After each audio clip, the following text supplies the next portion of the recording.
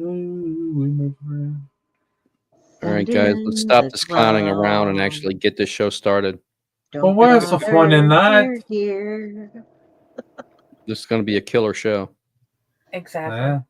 From outer space. Okay. Everyone thinks because you're a zombie, you don't know good coffee. Well, they're wrong. There's only one brew that gets my seal of approval. Deadly Grounds coffee is my guilty pleasure. The aroma is so intoxicating. It brings all of my neighbors out of the woodwork. Deadly Grounds coffee. Coffee to die for and zombie approved. It's good to get a little deadly. Use the front door! Oh, they're so disgusting.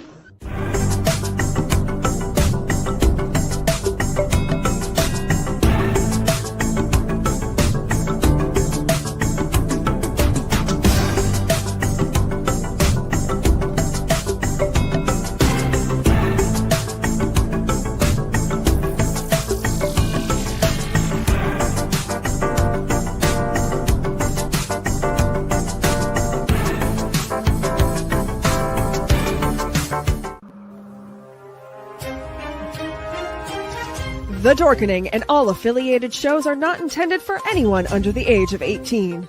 The following may contain discussions or scenes that have adult situations, graphic violence, nudity, strong sexual content, and graphic language. This show is intended for mature audiences only. Viewer discretion is advised.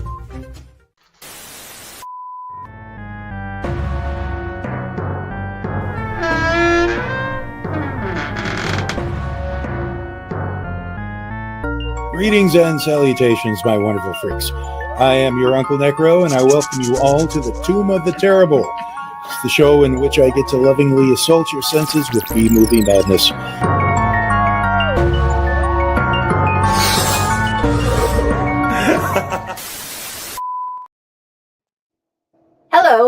Hello, my lovelies, and welcome back to another episode of Uncle Necro's Tomb of the Terrible. On this episode, we did one, I know at least one of my favorite movies, Killer Klowns from Outer Space. With us today, we have Chaos, Delphine, and Ratatosker, Tom Dog, and he had a little friend earlier, and Ron. Welcome back to the show, everybody. How you doing? Good. Doing okay. There we Yeah. Okay. I'm in the middle of my week worth of my clump of shows, so yeah. Ah, okay. Mine's not till later in the week where it's the big clump. Friday's the longest. It's 2 podcast day. So, has everybody seen this before, or was this? Raise your hand if this was your first time. Crickets. This is one of the very few where Not it's even close. nobody's. Not even close. Kel, do you even remember your first impressions of this show, this movie? Nope. I actually do, because I was younger when it came out, and I saw it, and it kind of freaked me out a bit. Like, I was at the right age to be like, those are some ugly fucking clowns, and that just was creepy because they were so bulbous and like paper mache looking. It just, they looked so wrong. And I wasn't scared. I've never been scared of clowns, but these ones were pretty creepy.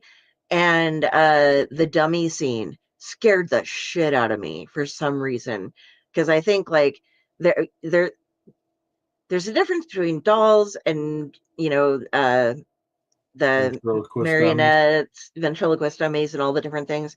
And I was scared of ventriloquist dummies at that point in time. And it was just creepy upon creepy. And it was just like, oh, God. And, you know, so I do remember that the first time I watched this, it kind of freaked me out. And I thought it was pretty cool. Like, I was all about it. So those were my first impressions. To be way honest, back, Kel, like 20, 30 years ago. Yeah. Dude, I don't even remember when this movie came out, but to be honest, I think the only 1988. 1988. His lifetime. This movie's as old as I am. Literally. The only time I was ever 10 years old when this movie came out. The only time I was ever afraid of a clown was when the assholes were dressing up as clowns and going to schools and messing around. And what those type of jerks could do if kids were like, ooh, clown, let's go play. But anyway, do you remember your first impressions, Tom Dog? Yes. I didn't see the movie when it came out. But I did see it later on when digital streaming media was slowly becoming a thing. And so I think it was on Netflix when I saw it. And I'm saying to myself, and I looked at it and I said, I am kicking myself in the pants for not seeing this sooner. Because I actually liked it. It was campy, and I don't know how much the budget was, but the puppetry, the special effects were 80s standards. And the guy that played the cop, he was in a lot of good movies. And just being that one jerk cop and everything like that.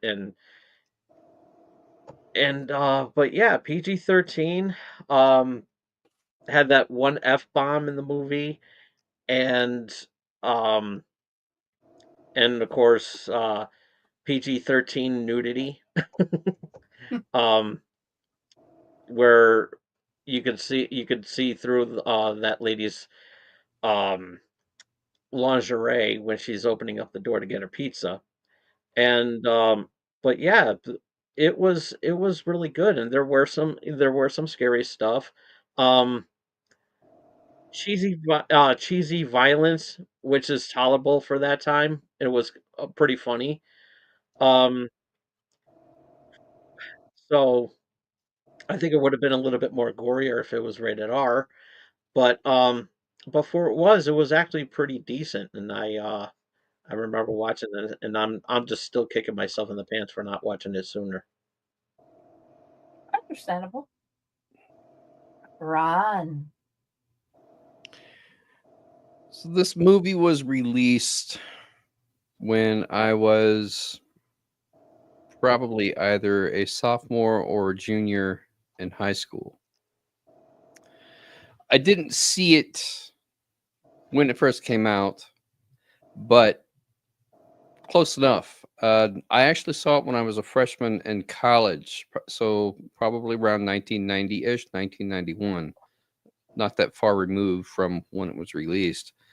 And we watched it in a dorm room. This and Kiss Meets the Phantom of the Park, which, if you haven't seen that one, it's another movie that I would recommend for its own joie de vivre of cheesiness. That and this movie are very much both kind of in the same vein.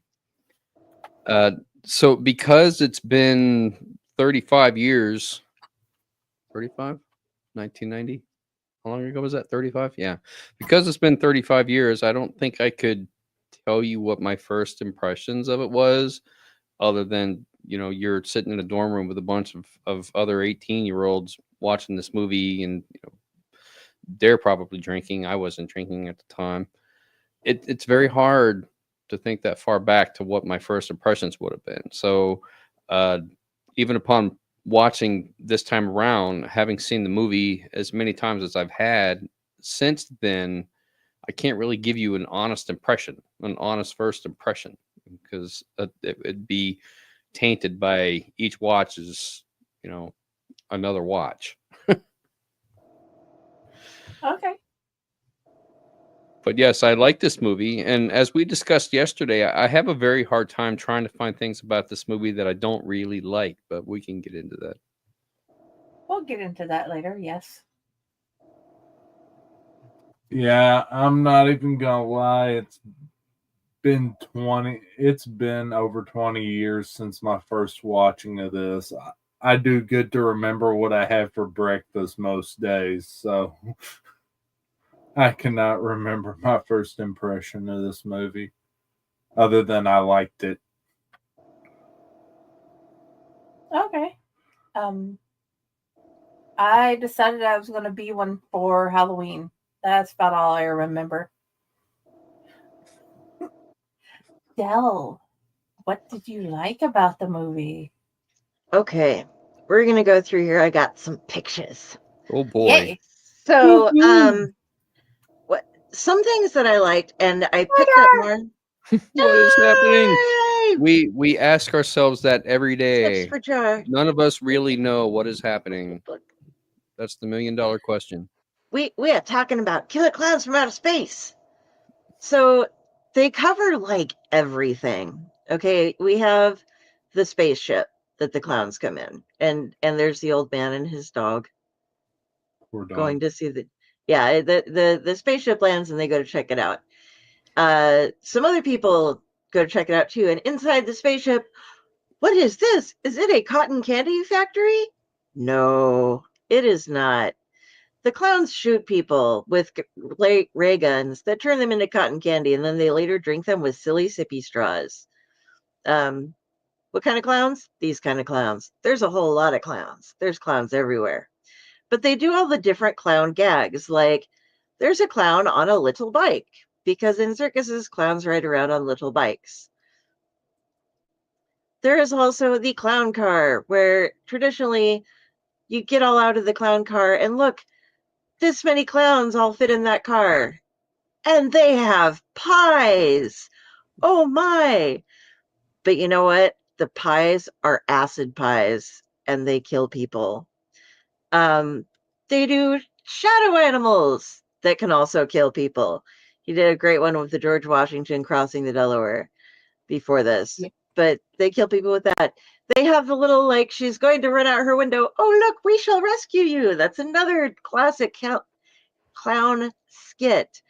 There's this big parade that they're having as they're killing the entire encasing the entire town in cotton candy and scooping them up in this big vacuum suck machine. And then this is what scared me when I was a kid, teen,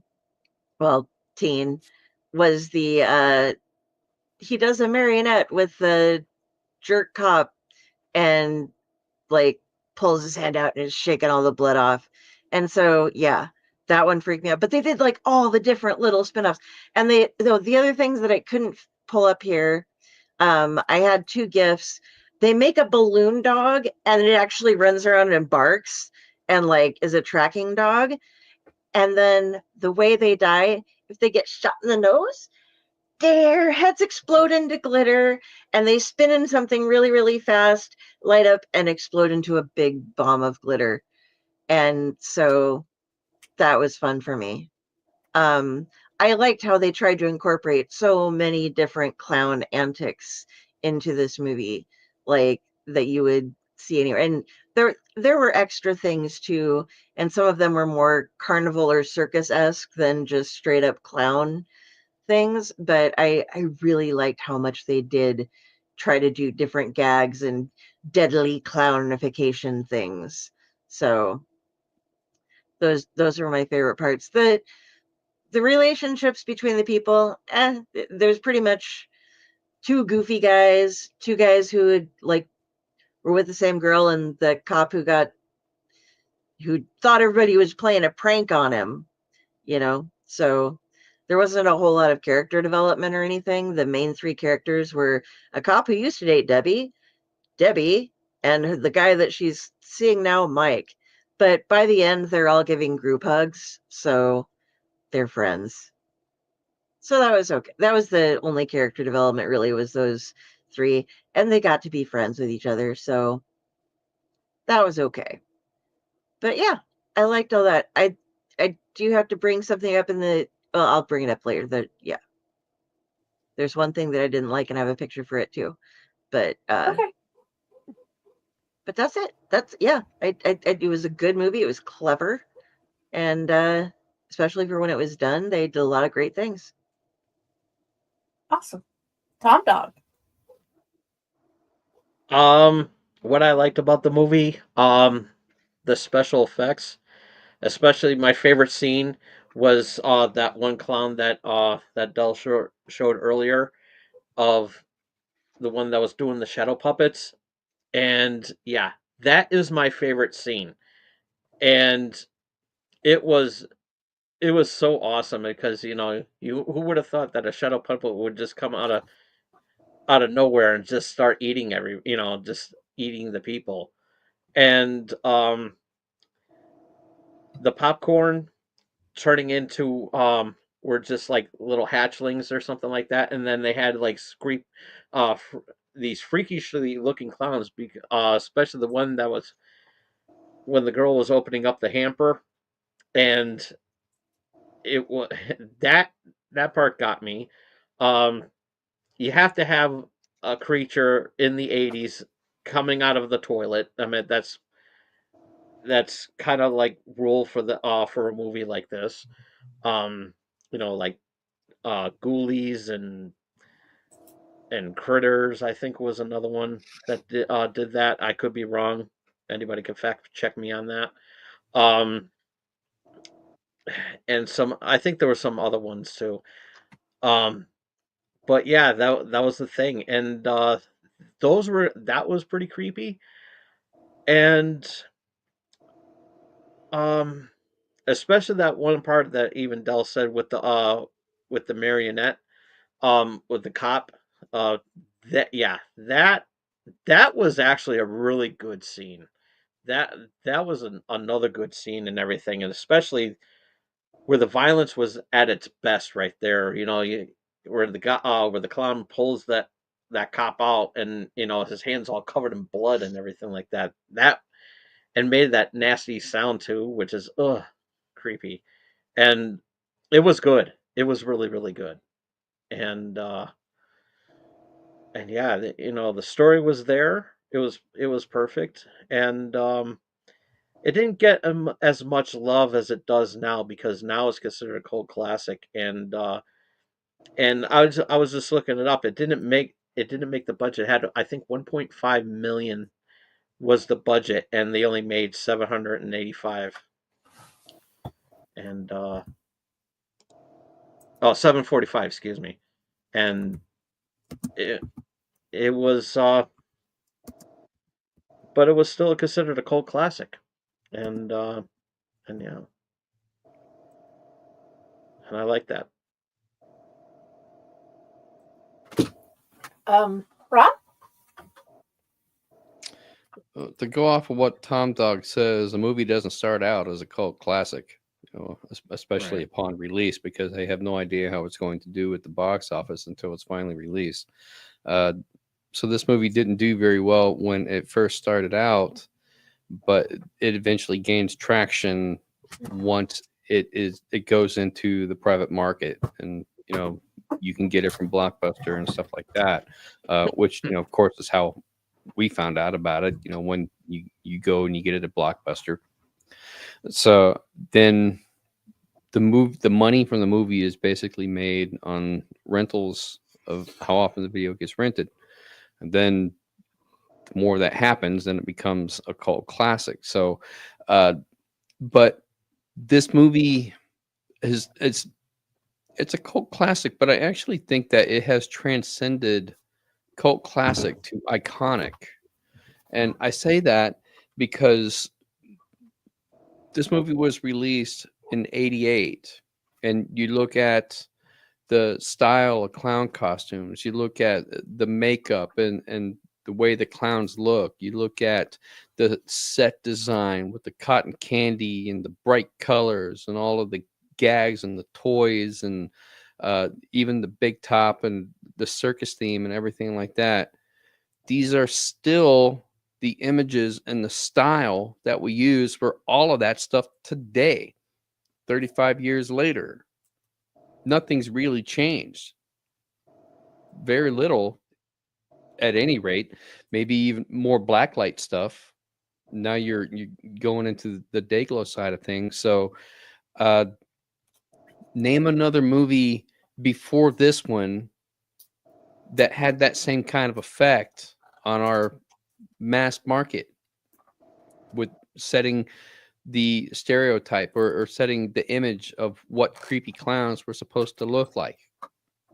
And I doubt that you'll find another movie that has done the same thing for that industry than this movie has. And to me, that's just phenomenal. You know, it's surpassed cult classic to icon status. Another thing is this movie is really, really well thought out. In terms of the storyline, it's basically simple because you don't need it to be complicated. You get exactly what the title of the movie says it is. Killer Klowns from Outer Space. You watch a movie called Killer Klowns from Outer Space, you expect to see Killer Klowns from Outer Space. It's like Snakes on a Plane, you know. You get the same thing with that movie. Exactly what the title says it is. So you don't have to have any great expectations that it's going to be anything other than that. Then you've got the sub storyline, which is the relationship between Mike and Dave and Debbie.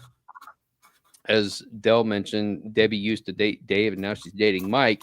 And there's one line in the movie which basically sums up their entire relationship.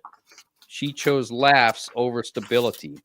I thought, wow, that is like such a mature line, especially for a movie of this caliber, you know, that it's not really delving into the relationship, but that is an incredible line when you think about how it sums up their relationship. And then by the end, of course, you know, they're all kind of cool with each other and they gel because they've gone through this traumatic experience.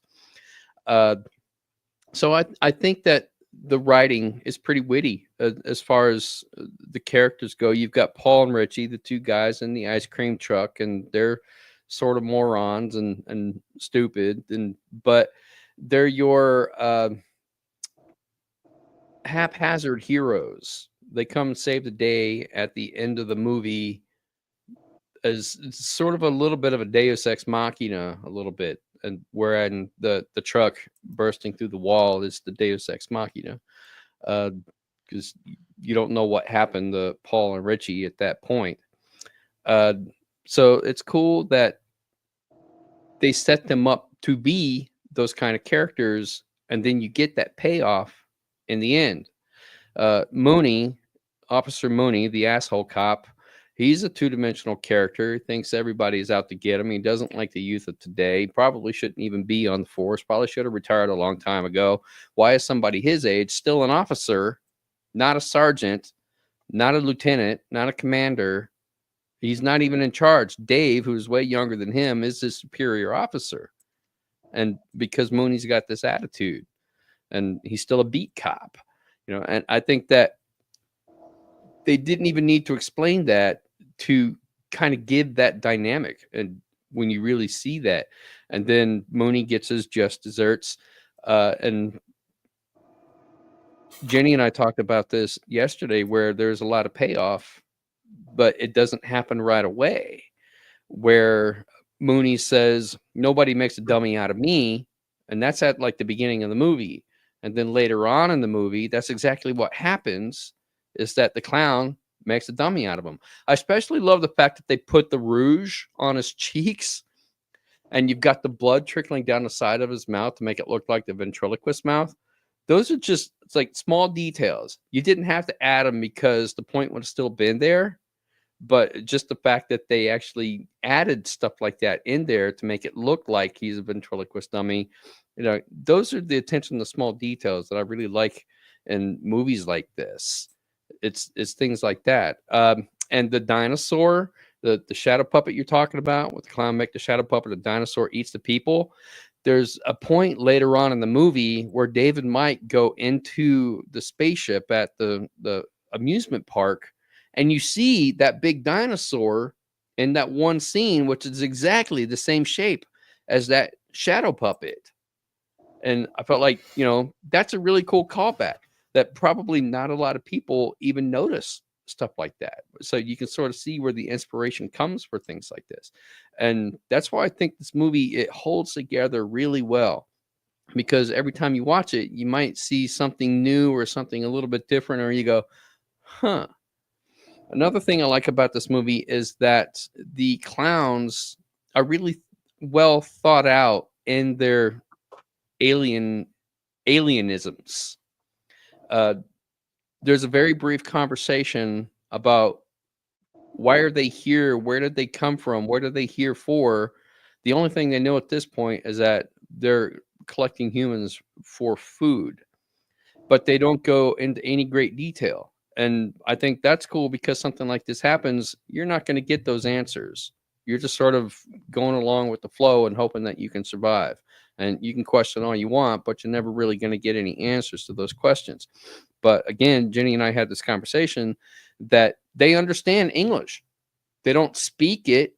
They speak that kind of weird garbled language, but they understand English when it's spoken to them. They know a lot about our culture, which means this is probably not the first time that they visited our planet. Or at the very least, they're keeping tabs on us from wherever their home planet is, that they know all of these little gags.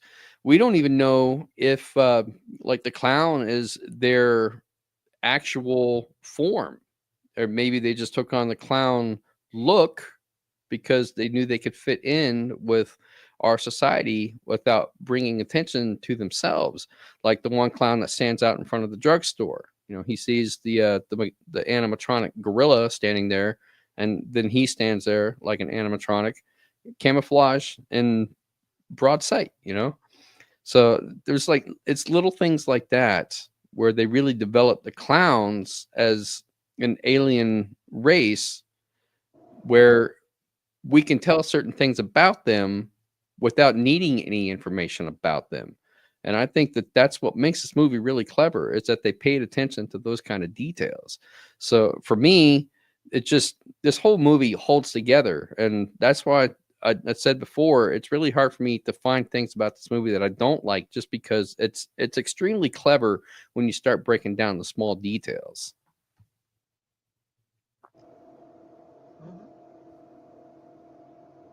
I agree. But I'm not saying that I've seen this movie a couple times or anything. Not at all.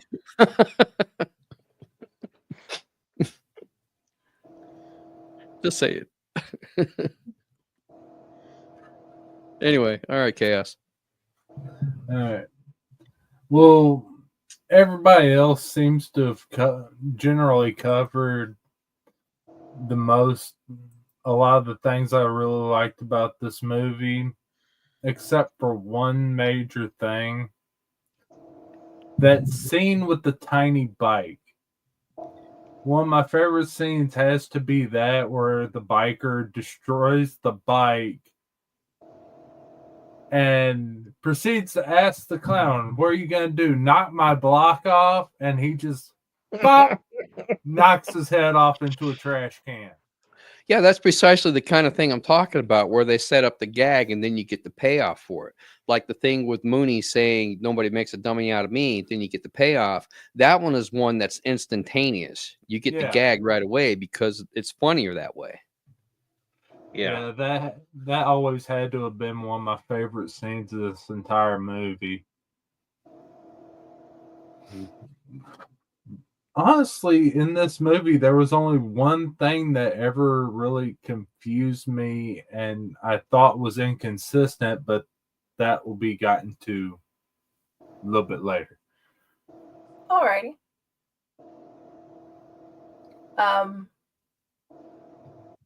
I cannot expound upon anything that has already been said, but I can say this. I will probably watch the movie again later. Of course. I'm sure this won't be the last time I see it. Nah. 3 times since Sunday. So, yeah. I guess let's move on to the next question. Delphine and Ratatosker, what did you not like?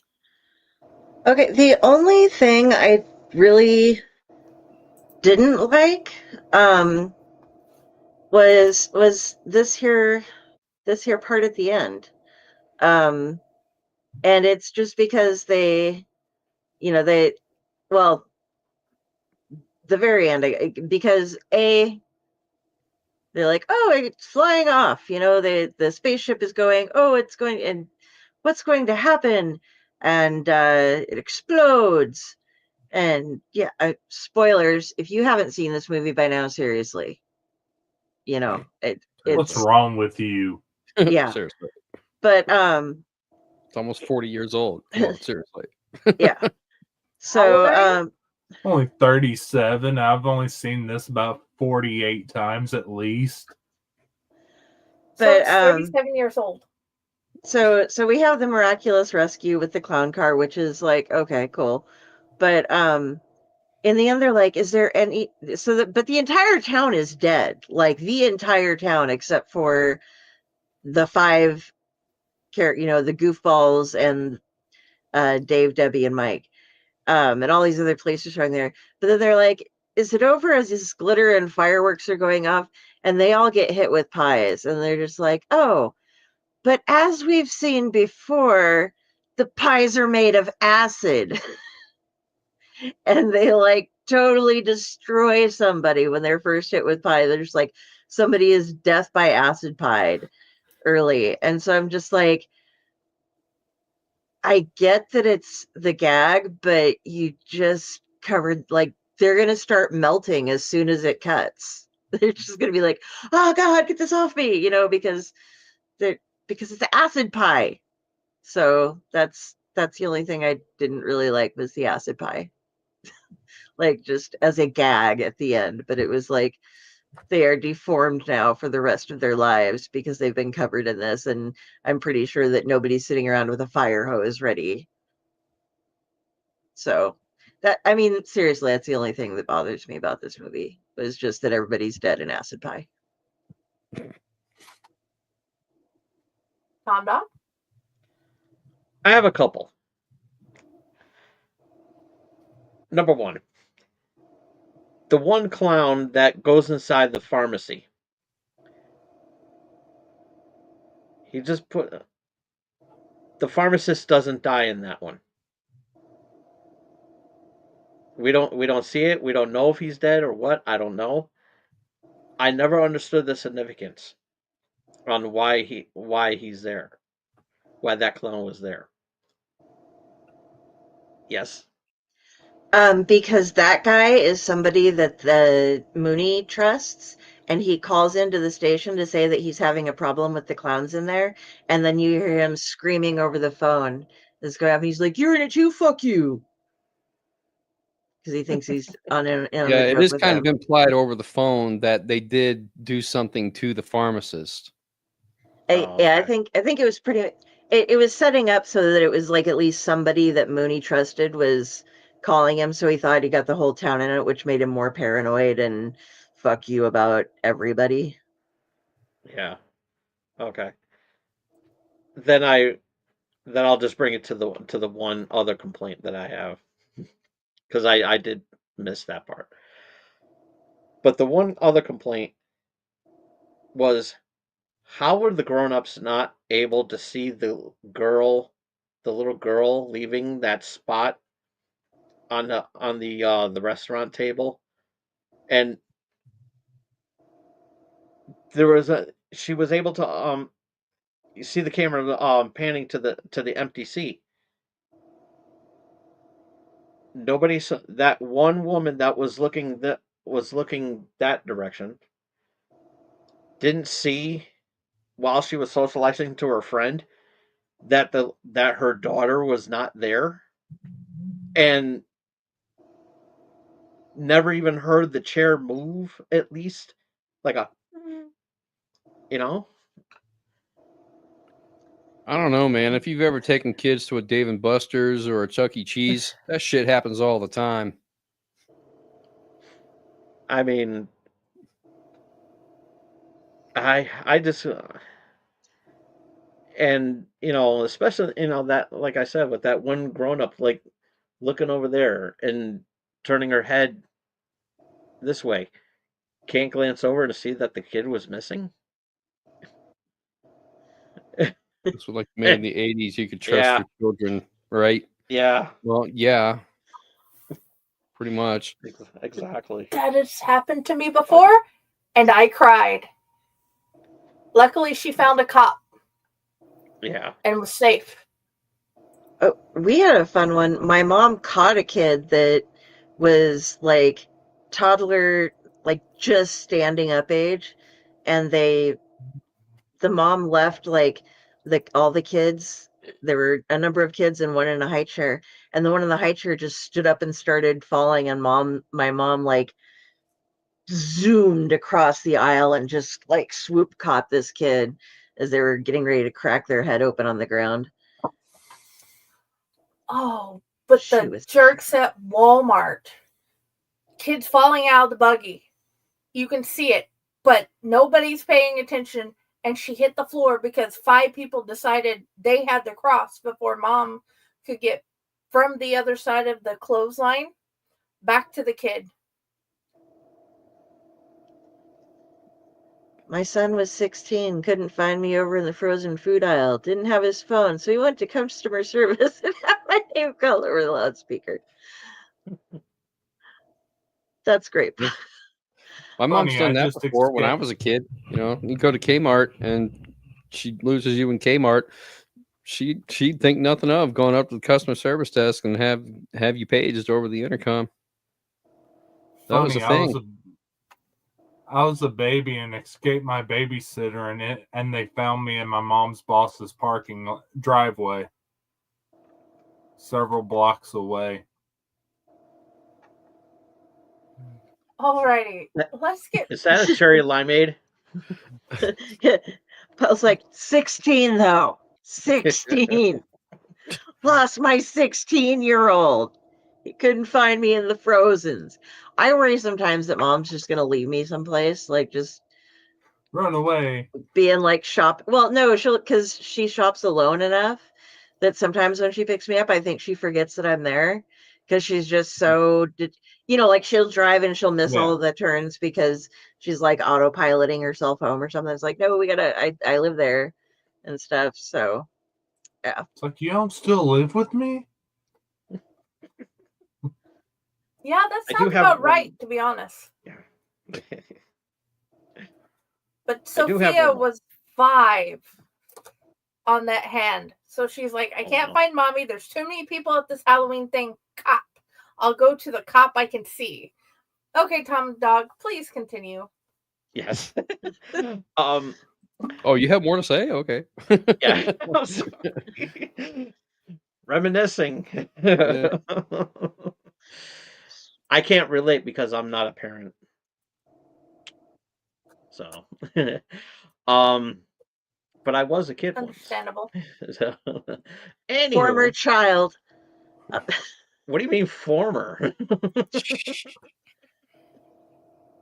He I'm never sure grew you've up. seen my. I'm sure you've seen my shows. Yes. Yes, I've been on It's your all show. lies. Not to mention, I'm wearing a clown hat. Anywho, it's not really much of a complaint, but it's more of a nitpick. The two ice cream vendors that fall into the ball pit with the women clowns with the growing boobs. I would have had them in the truck with them. I'm just saying. I think that they could have had like some sort of a relationship, and those are like the only two clowns that are actually good. Because the guys are all covered in their lipstick and everything like that, and they could have be the only ones that survived. Gremlins 2 actually did that a lot better because they had the girl gremlin survive. So, and have a fling with Leonard Picardo and All or right. George Picardo or whatever. But yeah, that's pretty much. I would have had them survive and be in the truck with them. Just saying. That would have been hilarious. Ron. I don't know. I kind of have to disagree with Tom Dog on that one. I mean, yeah, it might have been a good gag, but at the same time, they cut away from Paul and Richie in the ball pit with the two girl clowns that you don't really know what transpired between them. You know, Paul or Richie, whichever one, says, "Are you Debbie's roommates?" Which is kind of a stupid line, you know, because they both know they're inside this fun house with all of these killer clowns. So, you know, it's just a completely off the wall line, but it speaks to their character, like trying to make light of the situation. I'm fairly certain they're aware that these two clowns are not Debbie's roommates. And we don't exactly know how old these two clown females are, because I got the impression they were like little teenager clowns, you know, like that just seems weird all around. And considering the fact that, you know, they consume humans as food, it would seem to me that those two clown girls would know something's wrong for these two humans to be here in the ball pit. So I would just assume not go that route. How they got out of the ball pit is never shown. How they got to their truck is never shown. We don't really know what transpired between Paul and Richie. So this kind of creates a Rosencrantz and Guildenstern are dead scenario, where I don't know if you've ever seen Rosencrantz and Guildenstern are dead with Tom Robbins and who was the other one? I can't think of it. But if you're familiar with Rosencrantz and Guildenstern, they're two characters in Hamlet that were sent off on a mission to deliver a message, and then they don't appear for the rest of the play, or at least I think until the very end. But there's a spin-off movie, Rosencrantz and Guildenstern are Dead, that was based on a play that is about what happens to Rosencrantz and Guildenstern when they leave to go off on their mission. And it's quite humorous. It's absurdist humor. And this is kind of how I view Paul and Richie, the two men in the ice cream truck, as a little bit of Rosencrantz and Guildenstern, because we don't really know what's happening. So you could almost create another movie just from Paul and Richie's perspective of what they went through while David, Mike, and Debbie are, you know, acting, you know, going through whatever they're going through in the main movie. So something like that, I could actually see if they were to expand this series or this movie. I don't think there was actually another one after this. I don't think there was a sequel, which maybe there should be, because then we would get more background information about the clowns themselves and where they come from, what their planet is like, and so on and so forth. So yeah, I don't think that the two girls in the ball pit, you know, I don't think that they should show up at the end of the movie with Paul and Richie. You know, I would like to see how they got out of that situation. And Del said something earlier that made me think of something, and now for the life of me, I can't remember what it was because I got off on my tangent. But yeah, Acid pies. Oh, acid pies. Thank you. Yeah, that's what I wanted to address. I'm kind of under the impression that the acid in the pies doesn't work immediately, or doesn't work right away. It takes some time, or possibly in compound with more pies, because if you notice, when they hit the security guard at the amusement park, at first he didn't have any reaction. It was only after they started lumping him with pies and he becomes a giant, you know, gelatinous mass, that then you start to see that, you know, he's disintegrating from these pies. So right at the very end, when Mike and Dave and Debbie get hit with these pies, it's only one pie. And if they got it off fast enough, I don't think that there would be really any detriment to them, even if it was an acid pie. So, I mean, to me, yeah, that's kind of nitpicky. But at the same time, the movie cuts off before we see any kind of reaction from that, because it freeze frames and then it goes right into the credits.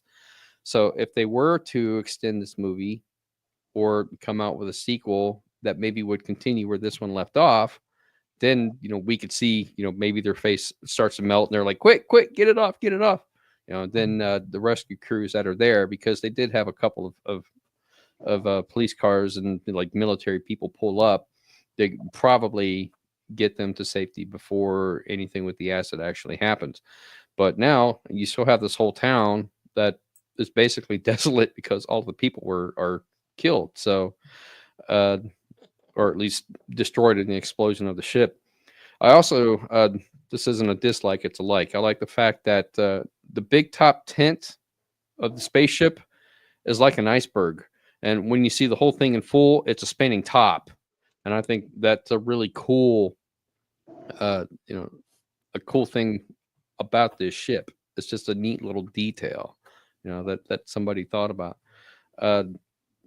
So really I don't really have a lot on this movie that I dislike, because they paid a lot of attention to the small details, and everything is basically just nitpicky, and there's nothing really, I think, to dismantle this movie saying it's stupid or it sucks, because it holds together pretty well. And I can tell that Ratatosker agrees with me. Yep, shaking his head. There you go. Get your drink, Ratatosker. I'll get one We myself. practice.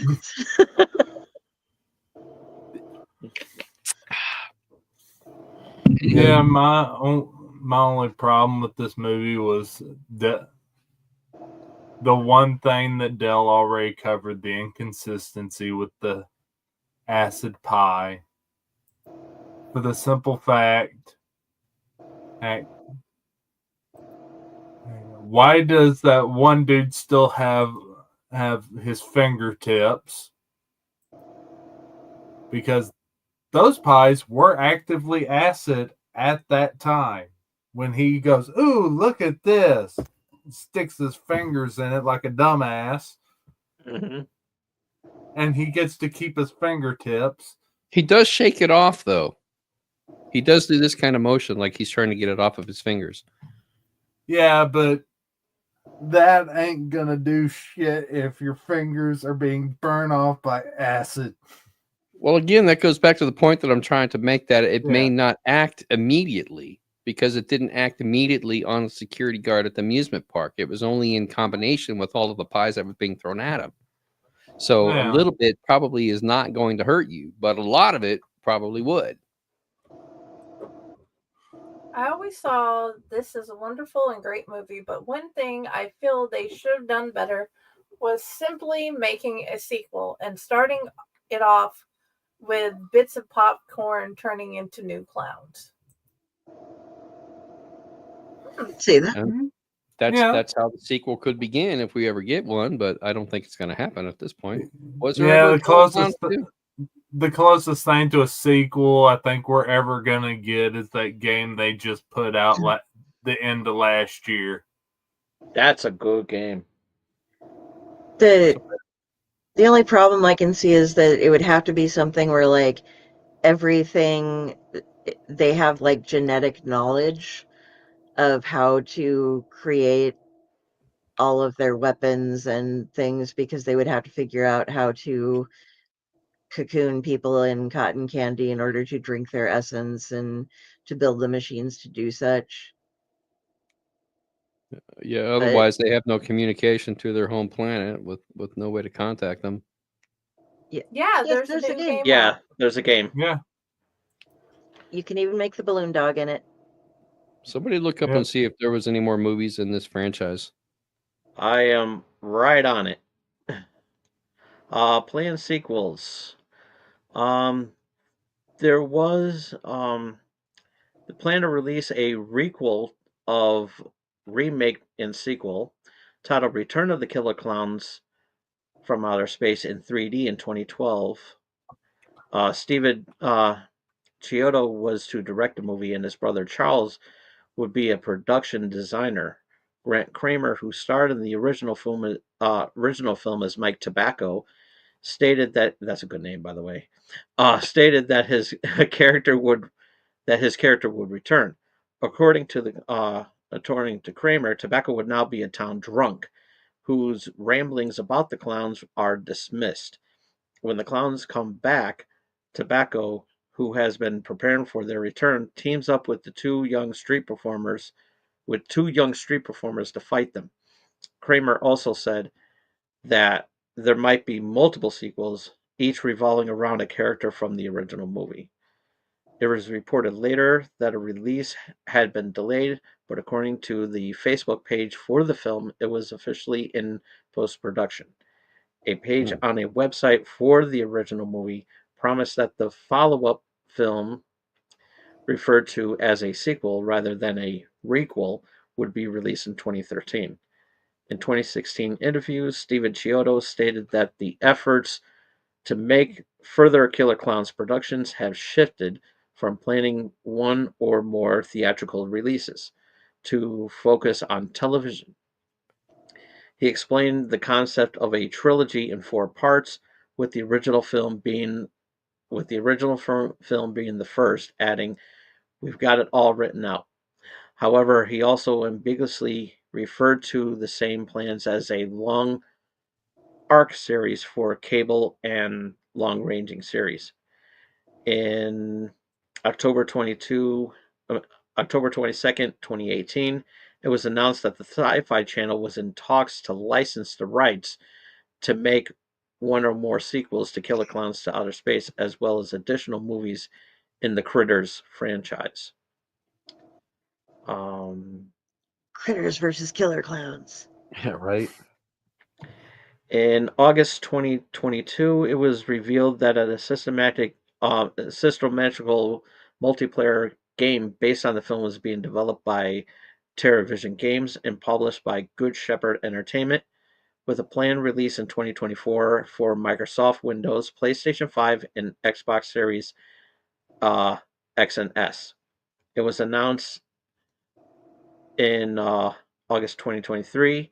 It was brought onto that IllFonic was brought into the project to relieve Good Shepherd from publishing duties, as well as co-develop the game with TerraVision. The game, officially titled Killer Klowns from Outer Space, the game was released on June 4th, 2024.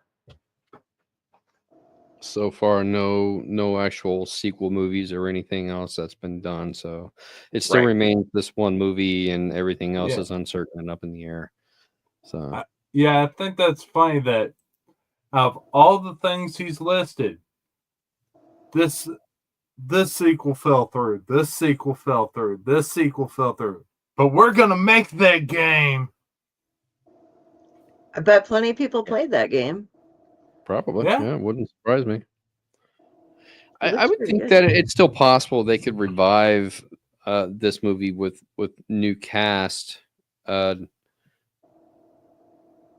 just like something that Paramount Plus would do, or Bad thing like is, what is it, HBO or Cinemax or whatever the other streaming services, because they did it with Stephen King's It, where I think they made the show Derry or something, which is supposed to be like the prequel that basically explains like the origin of what's Pennywise's name, Bob Gray or something like that. Yeah. So I think it's still possible, if they really wanted to pursue it, that they could make a series out of this and go more in depth with it. And they wouldn't really even need to use any of the original actors from the movies if they're creating all new storylines. Yeah, but with how producers and a lot of the actors are nowadays, I'm real weary about a remake of something like this.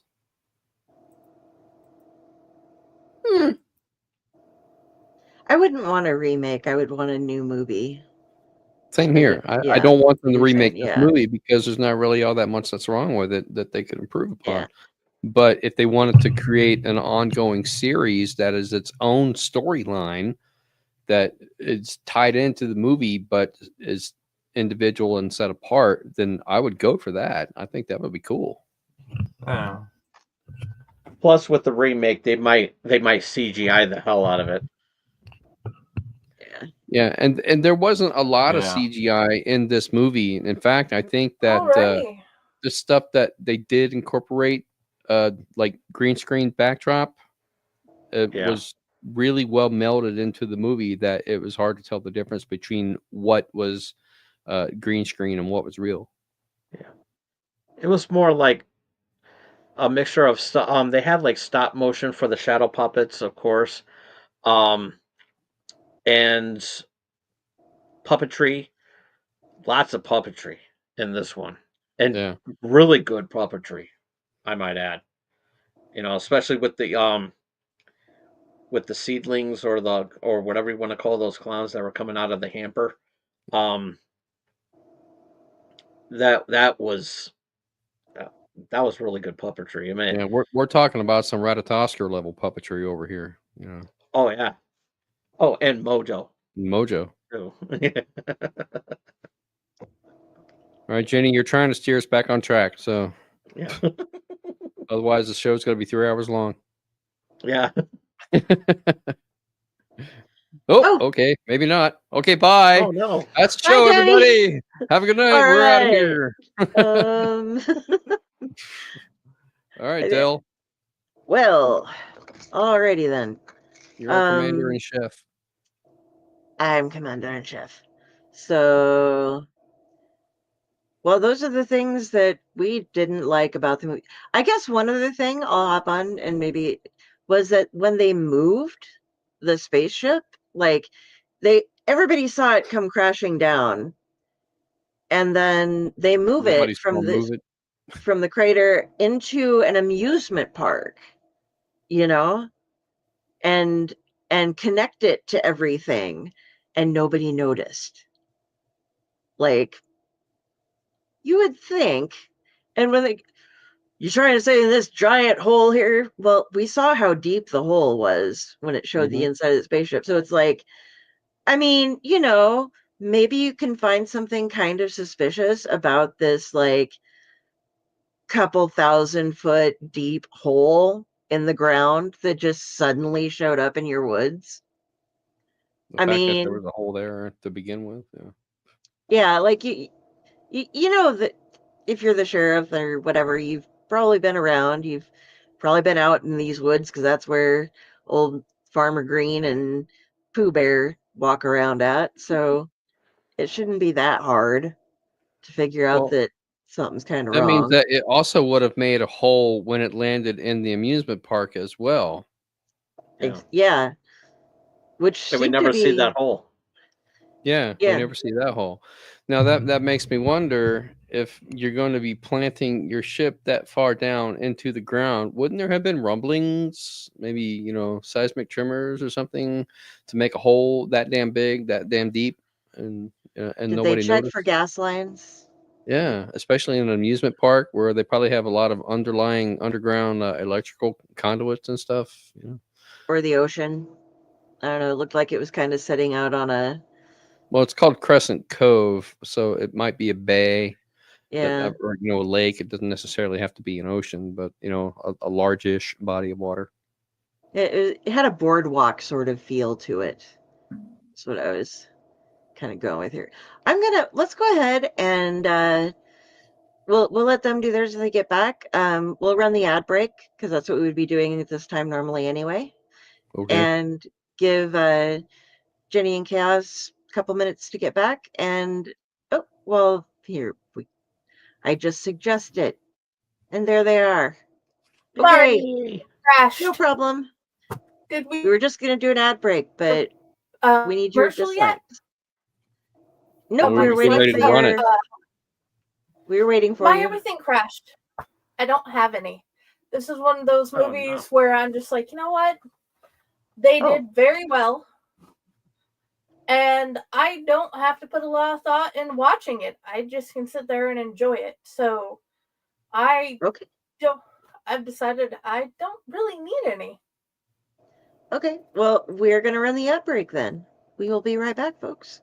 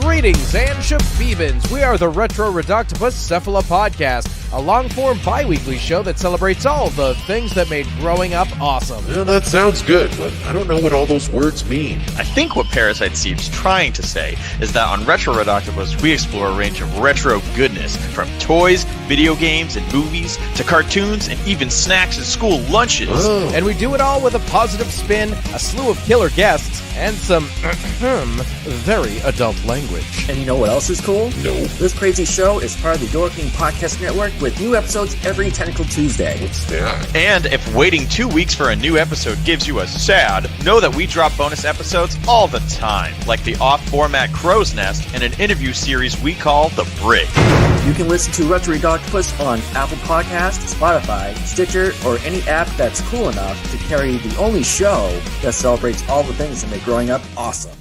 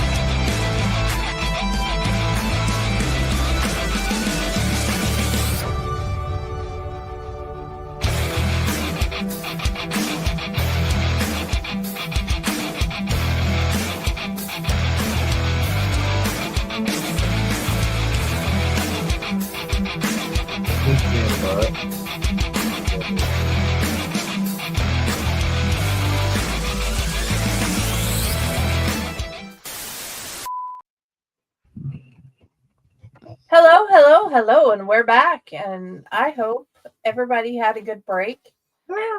Mine started a little bit earlier than I wanted it to, but internet is internet. So, what do you believe?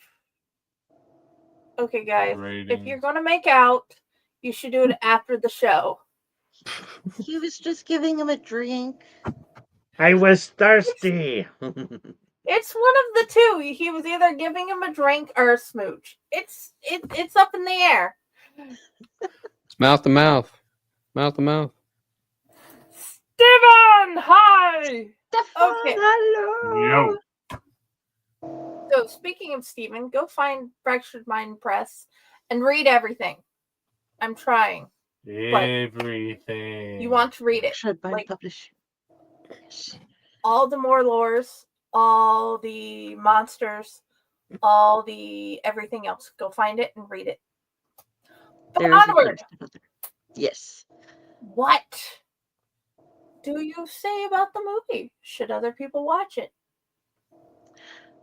I'm going to give this 9 acid pies out of 10, and I highly recommend that people watch it. I think it is a great movie. I recommend it to pretty much everybody but my mother. Ron is out of focus. He got hit by an acid pie. Am I out of focus? Yes. Yeah. Yeah. I don't know why. Here, I thought it was just my eyes fucking with me because I ain't got my glasses on. I guess I am out of focus. I don't know why that is. I haven't changed anything. I haven't even touched the keyboard. Oh well, it can last until the end of the show. Blurry. Oh. So, Okay. see? Yeah, go watch it. It's a good movie. You're going to enjoy it. It's funny. It's well put together. It's got just gags and a little bit creepiness. It's fun. Tom Dog and Mojo Jojo.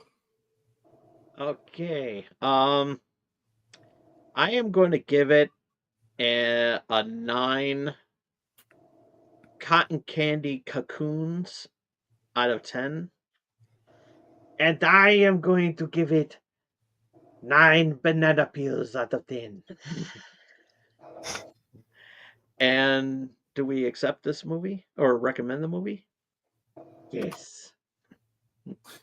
You have no choice but to accept it. Recommendations are optional. Accepting it's non-negotiable. Alrighty. Ron. Well, let's see. Dell gave it acid pies, and Tom gave it cotton candy cocoons. So, what could I give it? I will give it 8 clown fingers out of 10 because clowns only have 4 fingers. So that would be like giving it 5. I guess. I don't know. I can't math. But yeah, this is highly rated for me. As a good movie. Do I recommend it? Absolutely. Of course. This is part of cinema history. If you have not seen this movie, you're kind of missing out on a lot of pop culture references that still exist today. And you just need to see this movie so that you can be like the young, cool, hip kids and understand what they're talking about when they go, clowns! Holy shitballs! Because ICP did the reference in their song. So, all right, whatever. Anyway, yeah, there you go. And listen to ICP. It'll make you more of a clowning person. Shut up, Ron. Good story, Ron. Thanks. I know, right? Really love that. What? What are we talking about? Wicked clowns! Let's see. I give it 8 boxing gloves out of 10. And there are people who still haven't watched this yet. What is wrong with them? It's on pretty much any streaming service. You go now. Get. Well, wait until after our show is over, then you can go watch it. Shame on y'all for not watching it yet. I gave you the link in the group. It is very possible for you to find the movie. And even if you have watched it, go watch it again. You'll pick up something new that you haven't seen before. Yeah, and join the group. Come join us at Uncle Necro's Tomb of the Terrible and watch the movies with us. Comment what you think. Everything. We want to hear all you have to say about any review you have of the movies we've seen so far. I give it 10 clown cars out of 10 because, like, Killer Tongue from Outer Space is one of those weird movies where it's just like, already it's one of Jenny's favorites for no reason. Would I recommend it? It's very rare that we get an actual good movie on this show.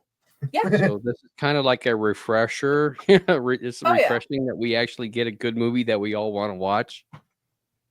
And before you say anything, Dale, I have literally thrown the DVD case at people and said, shut up and watch this. So that counts, right? Yes. Yes, that counts. Okay, that does count. Wait, one thing. This entire episode, nobody has mentioned the banging soundtrack because that is one of the coolest damn theme songs ever. Yeah. All right. Killer Klowns from outer space. No, now I just got a picture of somebody flinging the original cassette at somebody. Watch this! Whoosh! That'll actually be coming up in the reviews. Sonya hit me in the head with it, okay? Go Onward. Onward. You're good? Okay. Do we have reviews? Do we have We have reviews. I'm trying to stick with some. I don't want to do the like uber long ones? everybody loves this. So as far as like with the 10s, I should have looked up the like level 1s and seen why people didn't like it. But there are some fun ones here that just kind of cracked me up. Patricia, these are on Amazon, and these are the 5-star reviews. She purchased this last October 12th. My grandson introduced me to this crazy, funny, low-budget film.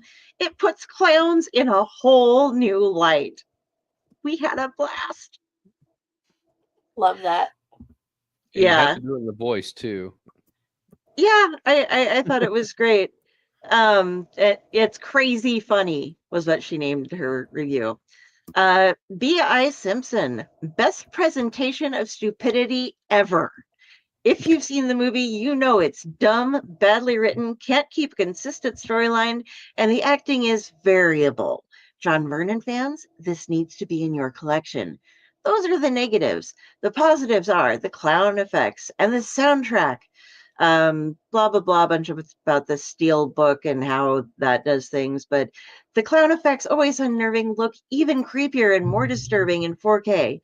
This would be a great disc to demonstrate your home video system to your fiends. I think you meant friends, but that's okay. Same thing. Debatable. Yeah. Then we have Hee Chul Kwan, and this is a great B+++ movie that you shouldn't skip. Is this another stupid B movie? No. Is this another quirky time-killing movie only? No. This movie is so well made. B+++ movie? Yes. This movie is so funny and scary at the same time that I don't even know should I laugh and scared at the same time or what. The killer Klowns came from space and they kill people out there, but also they are strangely cute. There are 2 cops. One is an old one and the other is a young one. An old one doesn't believe them till he actually meets them and killed by them. Even so many people calls him to the police office, he disconnects the phone by saying, "You are crazy." Then he drinks strong alcohol.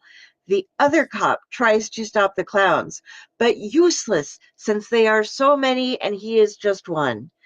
The woman and her boyfriend who saw the clowns also saw their tent, tries to stop them, but what can they do? They are killer clowns. The music is so strange that you might even be scared as well. It is the sound of electric keyboard that is like 80s futuristic pop. People who suffered from this clown are just speechless. They think these guys are trying to kill them, but again, they are clowns. Sometimes people see them and they laugh because they are supposed to be laughable. They are clowns. What am I talking? You just have to see this movie. It is so original and so funny and so scary at the same time. You won't find anything like this in Earth. No, now I know why so many critics are talking about this film. It is almost an art that you shouldn't miss. I will remember the director's name and try to find some other movies in the future. Wow. Yes. I think Key meant business with that review. I think you did too. I do have to hop over real quick though to IMDb because somebody didn't get the memo on this. W. Nolte says 10 out of 10, a low budget It. This film is incredible from start to finish. Basically a low budget It. Ow. No. Not about no. I was not like, even the same story. Did you watch it? I don't think they understand. Not even close. Dude. we've read so much Stephen King. We understand this is like our you don't understand the movie. All right, here's my It problem is with almost an art that you shouldn't miss. that. Exactly. That's the tagline for this episode. The book It did predate the movie Killer Klowns, but the movie It, the original one, the two-part series that they showed on network television, I do believe was early 90s and came 1990. after. Yeah, it came after Killer Klowns was released. They're not even in the same freaking universe. That's not the same story at all. That's why I had to go. I'm not gonna no more, because I'm just saying that He Chul Kwan nailed it. Right? But I had to bring up the low budget It. I should have brought that up at the very beginning. Because I was just like, Ratatosker and I both were like, we're gonna go take a bunch of shots after this, right? And then we're gonna find that guy and start sending him weird messages. Yeah, we're absolutely gonna do that. We're gonna be like, dude, you need to watch It. Because I think some of the reviews that I find funny are the ones that they will get this movie. They're gonna make a review on this movie, but instead they review on how Amazon sent them the movie. I No tried mention to look about at, the movie whatsoever. yeah, Yeah. I tried to look up just the rental ones, so I'm not looking at like the disc, because it's like, got here on time, good condition. I am glad I didn't go for the UK one though this time, because otherwise we would have missed out on so much fun. Yeah. I just think those are funny sometimes. Yeah. So I need to get some wheel action ready here. Ratatosker, you need to sit down for a second. I need both hands to do some of this. Yes, the wheel of immorality. Okay. The Wheel of Sorry, Doom. to clarify, yes, I do want to do that interview. Really much. We are on. Let's sing the Doom song. Doom, doom, doom, doom, doom, doom, doom, doom, doom. Instead of Wheel of Doom, it's Wheel of Tomb. Is everyone ready? If you are. Sure. Okay. 3, 2, 1. Boom. Is that Attack of the Killer Donut? That's the one I was looking at too. It's like, what the hell?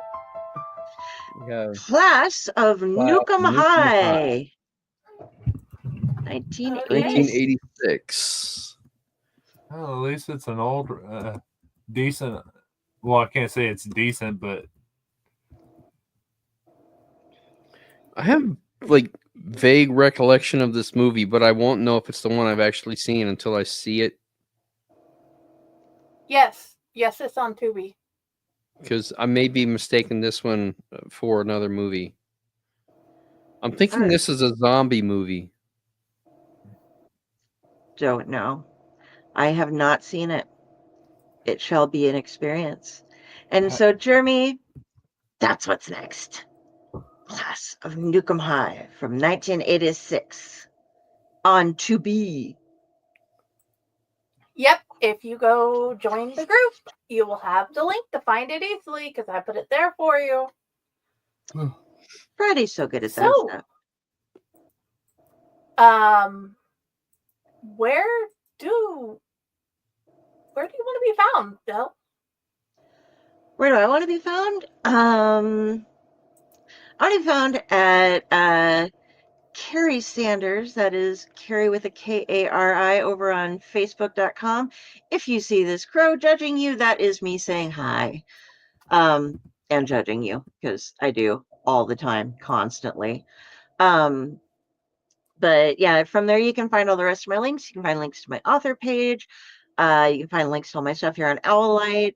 Not only am I'm on the Owlite Network doing all this stuff, I'm also on Splash Pages every Tuesday night, with the lovely gents over there. And sometimes now Saturdays, as we've been getting some international guests in, and it's a lot easier to do an afternoon for us and an evening for them if it's on the weekend, because people have jobs and things that aren't me.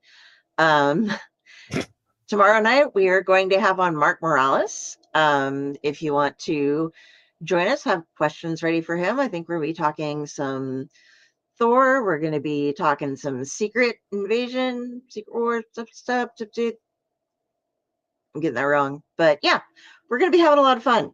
Mark Morales. And we have booked ourselves there through July, the beginning of. So get ready for guests, because we are killing it this year with getting people. It's been awesome. But also, yeah, find me here. There are tons of shows here to watch as well on the Owlite Network. And I don't show up for all of them because you guys have too much energy and do much more than I do. I need to sleep 10 hours a day. So I wish I could sleep 10 hours a day without hurting. Yeah, you and me both. I sleep more than 5 when I'm in pain. Like 2 weeks ago, I was averaging 11 and a half hours a night. I get screwed up on the weekends, and then I reset and go into long ones again. But all right. Yeah. Yes. You can find me in bed most of the time. Well, I'm not. You're too far away for me to come crawl in bed with you and give you cuddles. Yes. Oh. I have a big hippo named Kepra for that. That's good. Yes. Tom Dog, who also needs cuddles. Yes. Where do you want to be found?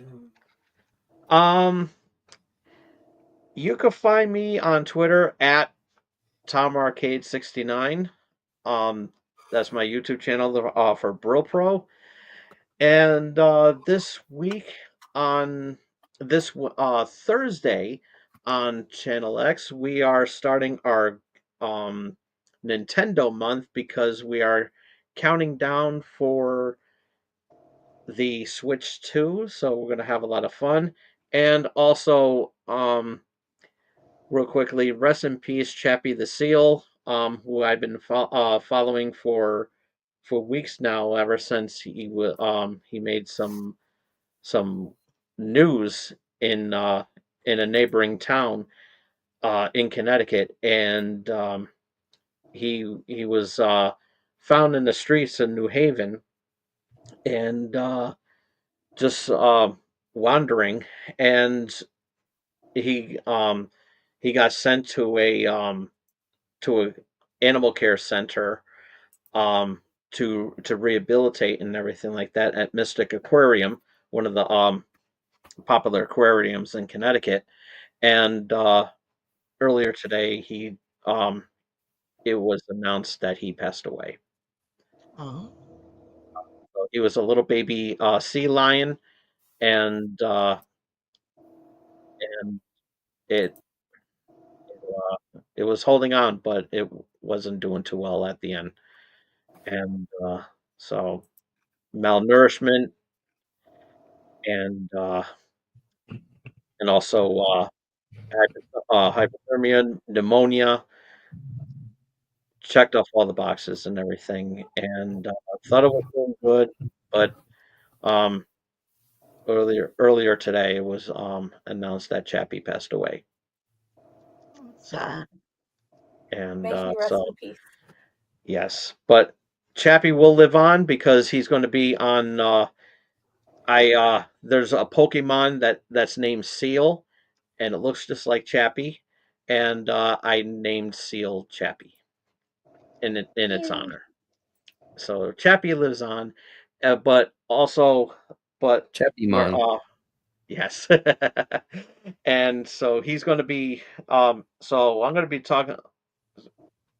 counting down all the stuff that's gearing up for the Switch 2 trailer or an announcement that's coming up in April, and so we're gonna continue on there, and of course some Wrestling Prime Elite on Saturday, and the original Wrestling Prime on Friday, and So yeah, it's going to be busy, and you can find all that cool stuff on my YouTube channel. All you have to do is face hug that subscribe button. Alrighty. Ron. I would like to be found in $1 million mansion on a beach in the Caribbean because I won the lottery and I don't have to work anymore. But that hasn't happened yet. So until then, don't find me because I'm not around. I'm taking a break from Facebook. And if you want to send a message, that's fine. And it will probably be Jenny that gets it. You can look at my author page, Ronald W Gillespie Jr. _author on Facebook, and try to get me, a hold of me through that if you want. And Jenny can forward it to me and all that mess. Other than that, go buy the book, read it. Read all the books, read everything. We are pro-literacy here. We are part of the proletariat. Yes. Speaking of books, he will be in his first anthology ever with his photos for our search for the bewildered beast and Onward's Adventures Realistic Tales. Other than that, where do you want to be found?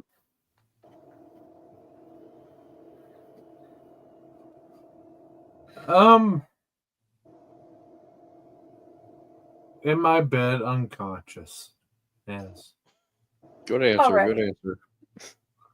Great answer. So, Friday, 2 podcasts. First one on Bloody Binge. We're doing American Ninja, Haunt News, maybe some other fun news, whatever we find.